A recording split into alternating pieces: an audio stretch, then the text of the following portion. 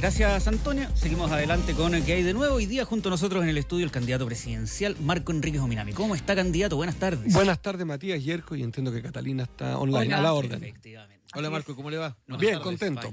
Contento. Eso le pregunto realmente, ¿cómo está? Energizado. Como... Veo, se los comenté fuera de micrófono, veo una campaña muy anestesiada, estamos como hibernando, no hay ningún ambiente, no hay debates.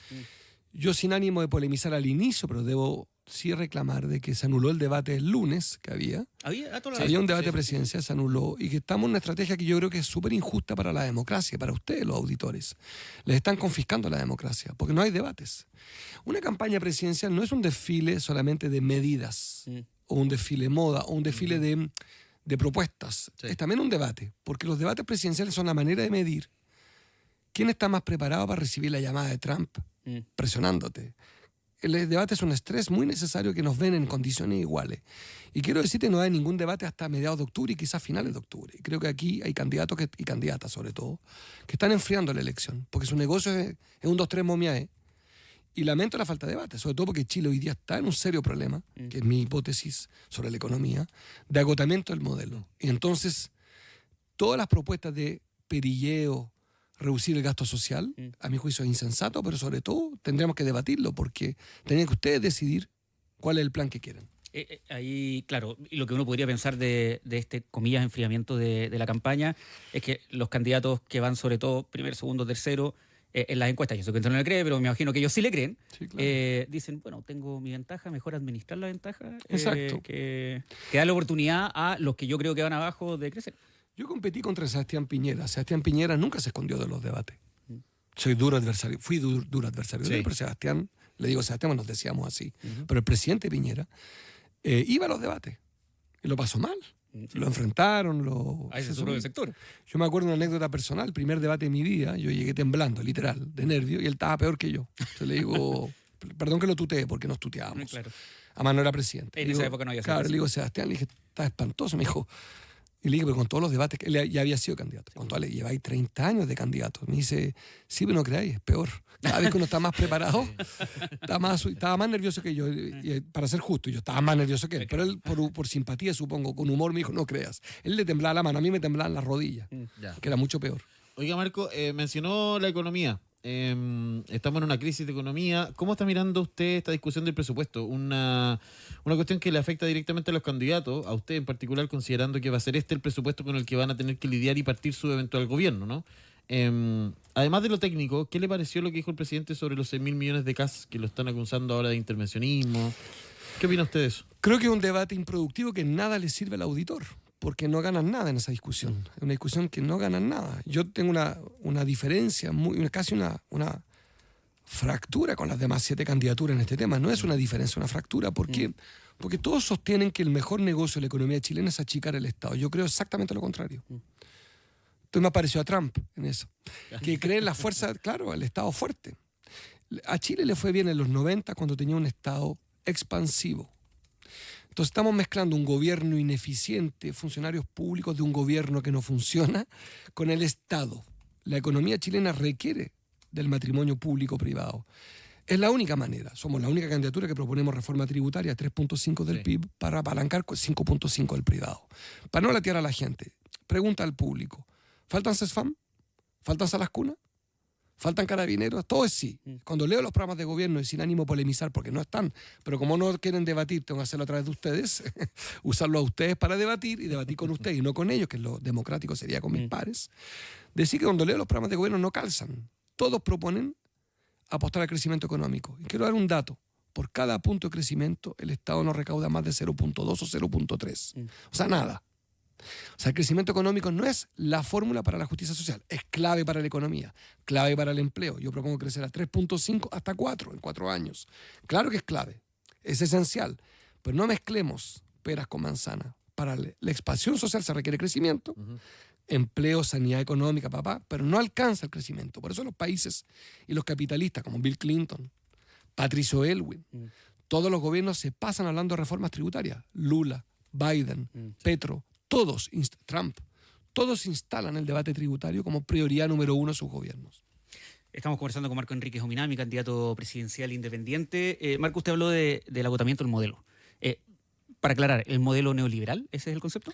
Mi problema, más que el adjetivo, es el siguiente. En los años 90 crecimos hasta 7 puntos. De ahí en adelante hemos tenido desde el año 1998 crisis asiática mediante crisis de empleo. Y a partir del 2010 ingresamos a la OCDE. Y para que la gente sepa, OCDE son las siglas del Club de Países Desarrollados. Y son grandes estadísticos, porque son los países más ricos del mundo. Chile entró a ese club. O países chicos que no entran, ¿no? Nosotros sí entramos. Sí. ¿Y qué aprendimos ahí? 3 verdades terribles para la economía. Uno, que teníamos un Estado 1/3 más chico que el promedio de los países desarrollados. Una recaudación tributaria 1/3 más chica.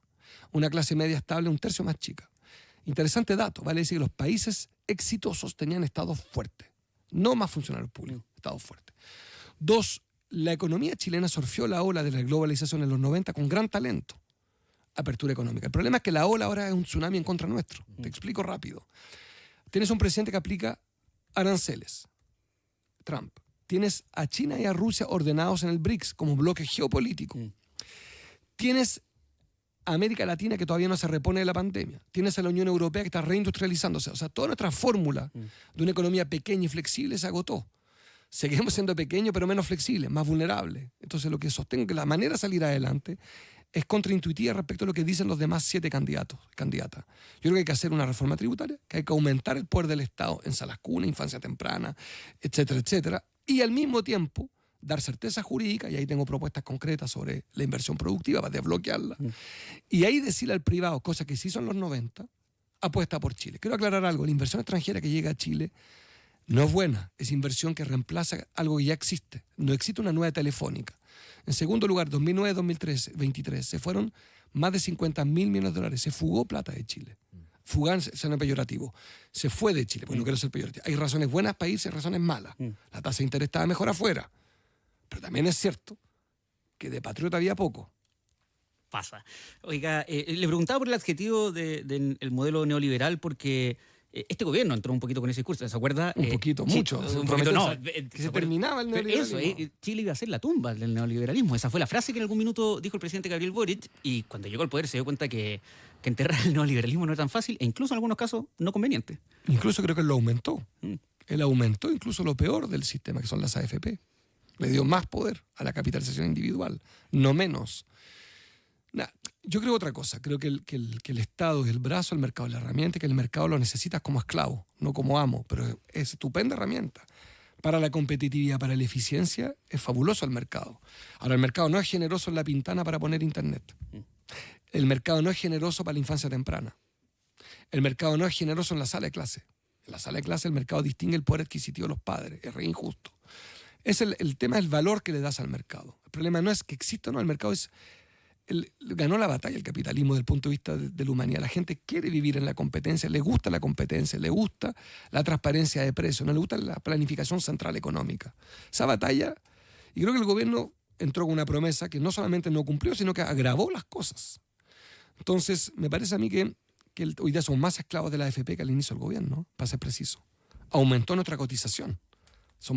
Las cadenas que este gobierno fue peor. Pero para no polemizar, propuestas. Yo creo que lo que hay que hacer es, en el corto plazo, reactivar la economía en un plan público-privado de obras públicas de energías renovables que te permita recaudar más o menos 30.000 millones de dólares. Público-privado, no es todo privado, es público, sin deuda pública, sin ajuste económico, con reforma fiscal. Marco, quería preguntarle respecto de su visibilidad internacional a través de foros, de su rol en el Grupo de Puebla, y cómo eventualmente usted podría trasladar toda esa experiencia a un eventual gobierno en Chile. Bueno, mucho y poco. Mucho porque humildemente, debo ser el candidato más experimentado, ya que no está Sebastián Piñera, ni Michelle Bachelet, ni Lagos, debo ser el líder que conoce más el mundo. No solamente porque viví fuera, porque trabajo fuera, porque soy consultor, porque además conozco a los gobiernos, pero también eso me da una enorme ventaja. Y creo que, lo digo muy en serio, que los demás candidaturas no conocen el mundo. Porque proponer reducción de los planes sociales por 6.000 millones de dólares es una locura. Javier Milei, que yo creo que corrigió los aparentes excesos del peronismo, terminó pidiéndole plata pública a Estados Unidos. El mundo funciona de otra manera, Catalina, y creo que no lo entienden. Pero tampoco es un gran momento para el progresismo, Catalina. Tampoco es que demos un gran ejemplo en políticas públicas. Entonces soy prudente. Ahora, yo tengo una diferencia valórica con todas las demás candidaturas. Yo creo que hay que entenderse con todos, que no hay que romper relaciones, que hay que mantener relaciones, a pesar de tus críticas. Yo me gusta mucho lo que hizo Sudáfrica, por ejemplo. Sudáfrica tiene la peor opinión de Netanyahu, pero no rompe relaciones. Fíjate. Entonces yo soy un pragmático. Denunció, de hecho, ante la Corte Exactamente, me robaste, exactamente. Yo soy un pragmático, Catalina, en política exterior. Quiero una política exterior con menos política y con más pragmatismo, menos ideológica. Marco, conversábamos y usted partió comentando lo mismo respecto de una candidatura que parece ser que está media apagada, media tibia. Ya usted se refirió a las campañas. Las campañas, sí, las campañas. Dijiste Sí. candidatura. No, las campañas. las campañas, perdón. No personaliza. ¿Y a qué lo atribuye? Porque hay una cuestión aquí que hay varios factores que nosotros lo hemos conversado también aquí en el programa que han influido en esto. Que no hay debates, no hemos visto la misma cantidad de debates que veníamos antes. Hay una fragmentación importante de partidos políticos que llevó a que no hubiera, por ejemplo, primarias en la derecha. Sí las hubo en la izquierda. Pero más o menos, nos dejaron fuera. Lo dejaron fuera, y además con una participación muy, muy baja. ¿Cuáles son los factores que cree usted que están influyendo en estas campañas o en esta candidatura? Yo diría tres cosas complementarias, para no repetirnos. Suscribo las tres premisas, pero agregaría una. Una, creo que Jara, Kast y Matei han decidido evitar los debates. Cada uno es público, como han ido anulando su presencia. Más aún creo que, y es lo que yo reclamo, la irresponsabilidad democrática de la candidata, de ausentarse y dejar a los 4 candidatos de derecha dura en varios foros, han estado solos, en un salón de té. Han tomado tecitos juntos. ¿Qué opináis tú y tú? O sea, no hubo debate. Estaban los 4 felices juntos echándole leña a los funcionarios públicos, al Estado. Se sirvió una fiesta. Y la que estaba invitada era ella, yo no. Yo habría ido a todo. Pero ya lleva como 5 debates en que ella se negó a ir, más 3 que desde que yo estoy inscrito que se anuló ella. O sea, me parece que ella incumple su responsabilidad democrática. Una segunda posibilidad de interpretación de por qué está tan fría la campaña, porque yo creo que el descrédito al Estado y la democracia es muy alto en América Latina. No solo acá. Hay una crisis occidental de estos dos brazos. La alternancia como promesa de justicia, la gente dice, ya elegí izquierda y derecha. Claro. Y mi vida no cambió. Después la gente, la gente que vive con barrios llenos de narco te dice, ¿y dónde está el Estado? ¿De qué me estás hablando? El Estado no lo veo. Y después te diría la tercera, que es la que más me parece interesante y por lo cual creo que las encuestas están cometiendo un enorme pecado como armas de propaganda. Porque publican todos los días una cifra que además no es relevante. Te dicen subió alguien cuando subió un punto. El margen de error es 3. La tasa de rechazo a los llamados es 95%. O sea, no le contesta a nadie el llamado. Tienen 3.5 de error y te ponen un titular, subió tanto por un punto. Eso no es noticia. Pero el fondo es otro. Peras con peras. El presidente Boric fue electo con 46% de participación. 2021, bien digo. 2021, sí. Bueno. Y creo que incluso la segunda vuelta fue un poco más alta la participación, pero no superó el 50%. El octubre del 2024, elección intermedia, la menos sexy de todas, alcalde, concejales, gobernadores, fue 85%. Vale decir que ahora, en noviembre, van a llegar 40% más de votantes que nunca han votado por un presidente. El presidente iría a salir electo con más de 7 millones de votos, algo que no ha estado ni Que no ha siquiera pasado pasando. nunca. Y creo que estamos haciendo. Yo lo que veo en la calle, no lo tomes como una verdad científica, una verdad subjetiva. Yo veo mucha adhesión a nosotros, que no está en la encuesta, pero la veo en la calle. Y te lo confieso, una cosa más de intimidad, si me permite. Yo me subo al auto y le digo al equipo, qué loco todo esto. ¿Por qué? O la gente me está mintiendo. ¿Y no le había pasado en las candidaturas anteriores? Antes me pasaba, pero como había voto voluntario, yo tengo una anécdota personal muy buena. Yo fui a La Pintana, La Florida, Puente Alto los últimos 3 días de campaña del 2021. Ya. Están los videos, ¿eh? No podía caminar con hordas de gente. Y un asesor me dice en el auto, no te ilusiones. Toda esa gente no va a ir a votar. Bueno, saqué 17 puntos en La Pintana. 17. 15, no me acuerdo si en Renca, La Florida. O sea, me fue estupendo. En la parte sur de Santiago. Pero aún así, saqué 8 casi promedio nacional. Me fue mal. Mejor que la vez penúltima, pero mal. ¿No es cierto? Además, no ganamos. Como es obvio. Por lo demás. Pero el voto voluntario a nosotros nos castigaba mucho. Tengo la esperanza que en el voto obligatorio, no sé si me va a favorecer a mí, pero no va a favorecer a los candidatos que están arriba en las encuestas, créeme. Van a haber sorpresas. Es un voto protestatario de impugnación al Estado y la democracia. Gente que está indignada con los políticos porque los identifica como la incompetencia total. Y creo que eso se va a expresar. Y creo que las encuestas deberán ser más humildes, deberán empezar su exposición diciendo que ellos tienen un problema objetivo. En Bolivia, voto obligatorio, el candidato que marcaba 2% 2 semanas antes, llegó a 30 el día de la elección. No lo vio venir nadie, ni yo. No. Fue Rodrigo Paz, hijo de un presidente. De 2 a 30. Entonces estamos con voto obligatorio, es un mundo nuevo, tú lo dijiste muy bien. Millones de chilenos van a salir, están obligados por la multa a votar. No votan contentos. Si pudieran no votar, no votarían. Van a ir a votar obligados. Ese voto obligado, que no es como un deber, que es lo que yo creo que tiene que ser el voto, un deber, no una obligación. Ahora es un deber y una obligación. Estamos conversando con Marco Enríquez Ominami, candidato presidencial independiente. Me voy a detener en la parte independiente. Uno le caiga bien, mal más o menos. El presidente gobierna con colaboración, en algunos casos no, del Congreso. ¿Cómo vislumbra una coalición de Marco Enríquez Ominami, entendiendo justamente su factor independiente? ¿Cuál sería, comillas, el oficialismo durante un eventual gobierno de usted? Mucho más fácil que Boric. El presidente Boric trató de corrupto a Carola Toa. Te recuerdo. Sí. Y de poco ética Bachelet. Y de incompetente Elizalde. Están los tuits ahí, los puedes buscar. Y son su gobierno. Yo nunca he dicho eso. Tengo otras críticas. Pero siempre he mantenido en el orden de la política mis críticas. La Concertación se indignó conmigo porque les advertí lo que les iba a pasar. Les cargó que fuera un profeta. Les dije, el país los detesta. No. Desde el 2009 la Concertación nunca más pudo volver a gobernar. El país después tuvo que cambiarse el nombre. Se puso el nombre mío. Nueva mayoría, que era mi pacto. O sea, primero digo eso. Entonces, ahora yo fui diputado y tengo una gran experiencia. Yo llegué a acuerdo con la UDI. Marcelo Forni te lo puede confirmar. Saqué leyes con ellos. La del roaming, la de DICOM. Sí. Cantidad enorme de decretos saqué con ellos.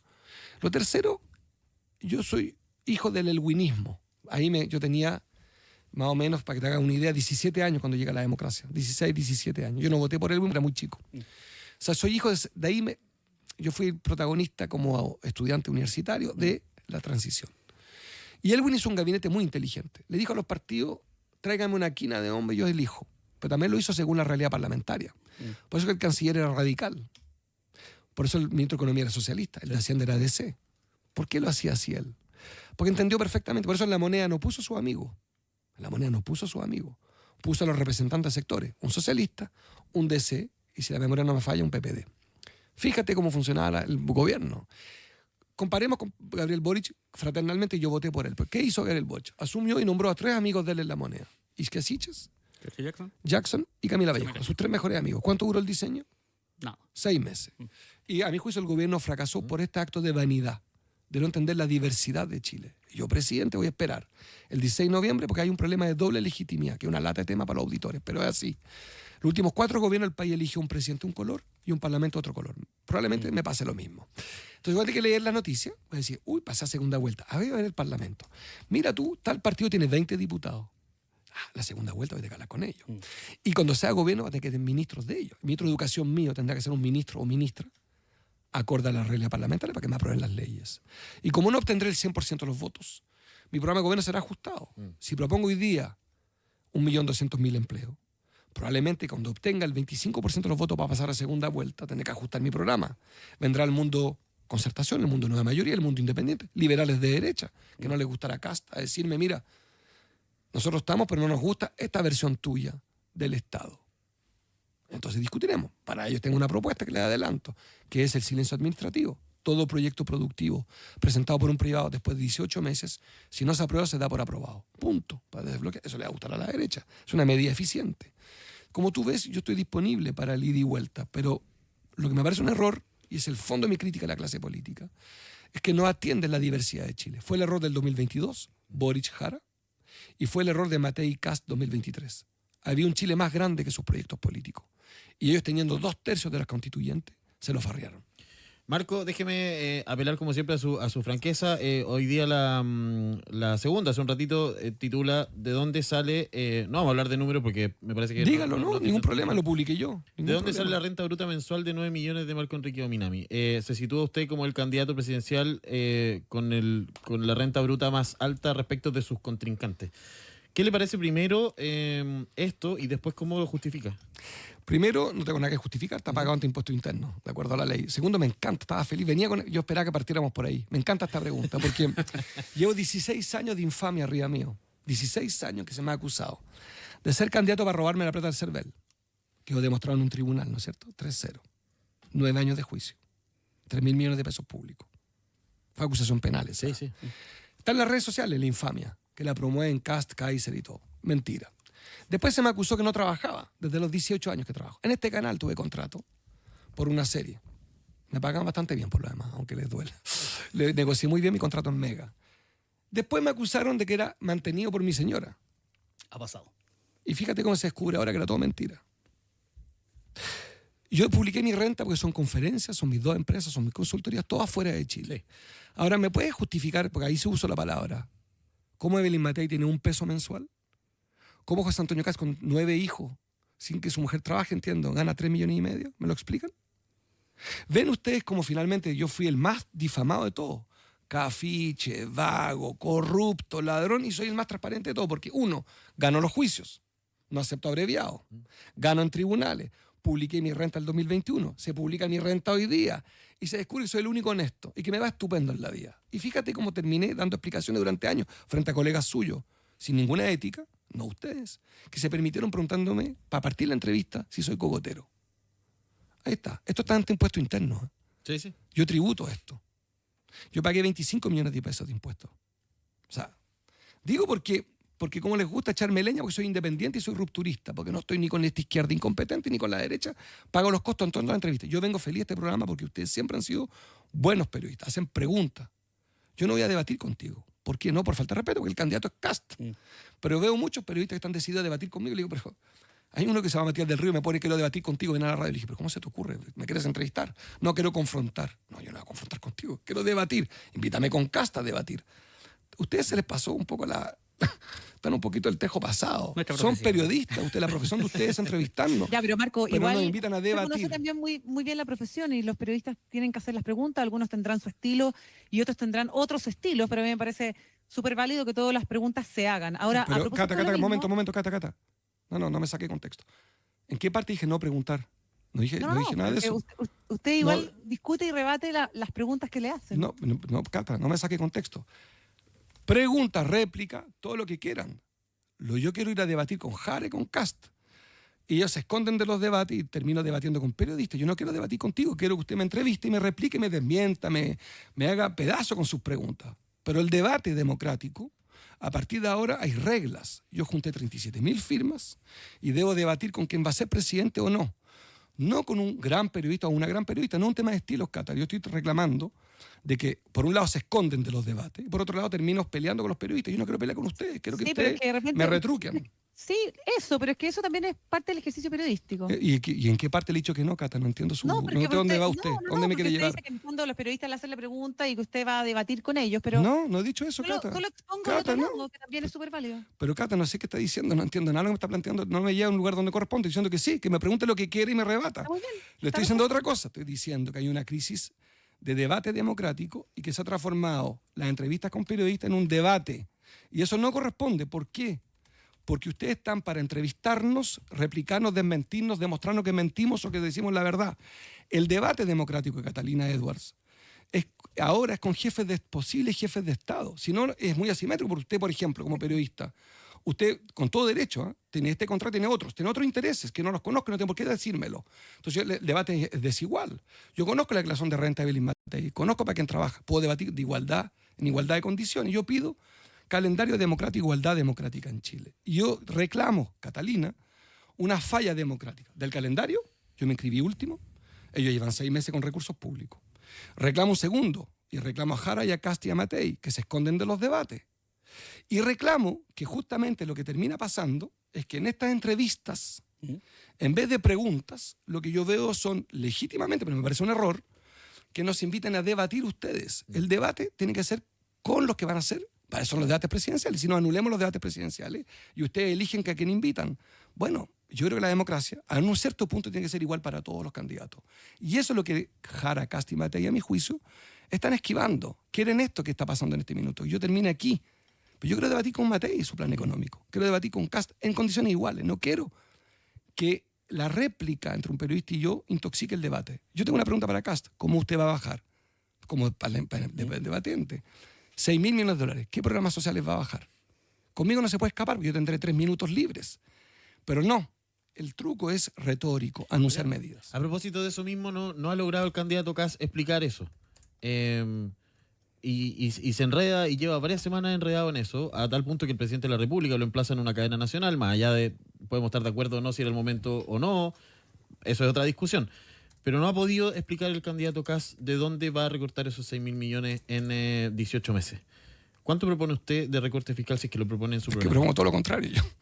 Yo propongo justamente recaudar 3.5, 0.88 al año, subiendo y bajando impuestos a la pyme, bajando impuestos a la empresa, subiendo el impuesto al patrimonio a 7.000 familias que tengan más de 5 millones de dólares, ponerle techo al precio de los medicamentos, bajar a cero los productos de la canasta básica. Un conjunto, es una reforma fiscal, la expuse hace una semana, Sí. la expuse yo mismo con Camilo Lago y nuestro economista. Yo me grabé el video exponiéndola, o sea, quiero que me auditen la reforma fiscal. Yo propongo al revés, una expansión del gasto público para apalancar, la palabra es bien fea fonéticamente, y es para que los privados pongan plata. En los últimos 35 años en Chile, cosa que no dicen las demás candidaturas, es que por cada peso público el privado pone 1,5. Le doy un ejemplo, Puente Chiloé. Es una obra pública sin recursos públicos. Costanera Norte, obra pública con recursos públicos. El Estado, que yo pienso es un Estado estratega que tiene distintas modalidades. A veces el Estado es socio, Corfo, te financia una asociación de empresas, Banco Estado, yo quisiera que fuera un banco de desarrollo, te preste plata a la pyme. Y yo lo que quiero es un Estado en todas sus modalidades, como tienen los países capitalistas, a propósito de la pregunta de Matías. Yo no le tengo miedo al capitalismo. Mi problema es que no quiero el capitalismo en la sala de clase, en la sala cuna. Ese es todo mi problema. Y hay ciertos sectores de la vida, el pabellón de urgencia, en la cama hospitalaria postoperatorio no quiero el capitalismo. Yo lo quiero fuera de la sala de clase, fuera del salón de urgencia y fuera de la farmacia cuando compras remedio. Ahí no quiero capitalismo. Pero en Mega hay capitalismo, muy bien. En los smartphones, capitalismo, muy bien. En el computador, capitalismo, muy bien. En las telecomunicaciones, capitalismo, muy bien. Pero no en algunos lugares sensibles. Por ejemplo, en el transporte. Cuando usted va a su casa, a su trabajo, yo no quiero capitalismo. Quiero que el bus traslade de manera inteligente 2 puntos que a lo mejor no son comerciales.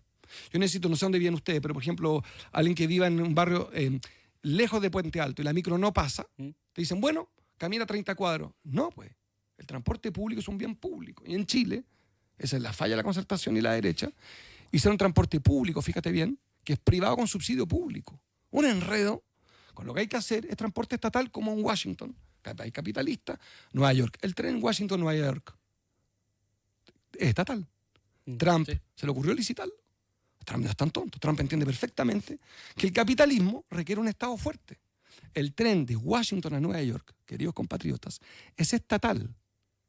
El transporte público en Barcelona, en Madrid, en París, en Berlín, en Londres, es estatal, son países capitalistas. Los europeos tienen 50 premios Nobel de Economía, mandan naves espaciales, dicen que un trabajador llegue con calefacción en el bus en tiempos normales es un derecho y me ayuda a la productividad. Eso es otro paradigma. Entonces las 7 candidaturas, todas proponen reducir el tamaño del Estado. Pero no es verdad. Cuando lees su programa, aumentan el gasto, con lo cual van a aumentar el déficit. Van a aumentar el endeudamiento público. Yo propongo no aumentar deuda pública, no aumentar déficit y me ajusto a 0.88 de recaudación del PIB al año. Marco Enríquez Ominami, candidato presidencial independiente. Como siempre, muchas gracias por haber venido. Encantado. Saludo a Cata, que la vimos poco. A ver si Por de alcanzamos. lejos. Y saludo a usted y a su público. Gracias, Marco. Marco, que te esté vaya muy bien. Marco. Encantado. Éxito a los 3. Cuídese. Hasta luego.